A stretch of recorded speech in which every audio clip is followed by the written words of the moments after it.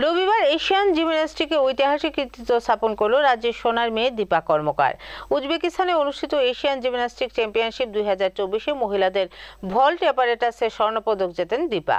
এই প্রথম কোনো ভারতীয় জিমন্যাস্ট এশিয়ান চ্যাম্পিয়নশিপে কোনো ইভেন্টে সোনার পদক জিতে প্রথম ভারতীয় হিসেবে ইতিহাস রচনা করল।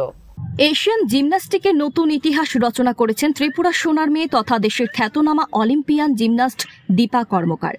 ত্রিপুরা তথা ভারতের দীপা কর্মকার রবিবার উজবেকিস্তানের তাশখন্দে এশিয়ান জিমন্যাস্টিক্স চ্যাম্পিয়নশিপ 2024-এ মহিলাদের ভল্ট অ্যাপারেটাসে স্বর্ণপদক জেতেন।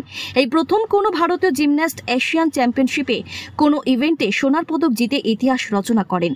পূর্বে ভারতীয় জিমন্যাস্টরা এশিয়ান মহাদেশীয় চ্যাম্পিয়নশিপে 4টি পদক পেয়েছিলেন, তবে সবকটি পদকই ছিল ব্রোঞ্জ।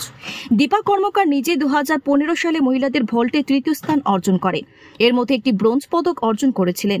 তাশখন্দের ভল্ট সোনা ভারতীয় জিমন্যাস্টিকের জন্য দীপার ইতিমধ্যেই চিত্তাকর্ষক তালিকায় যোগ করেছে। এছাড়াও তিনি প্রথম ভারতীয় মহিলা জিমন্যাস্ট যিনি অলিম্পিকে প্রতিদ্বন্দ্বিতা করেন এবং রিও 2016 এ মহিলাদের ভল্টে একটি সম্মানজনক চতুর্থ স্থান অর্জন করেন। আজ পর্যন্ত গ্রীষ্মকালীন অলিম্পিক গেমসে যে কোনো জিমন্যাস্টের সেরা প্রদর্শন।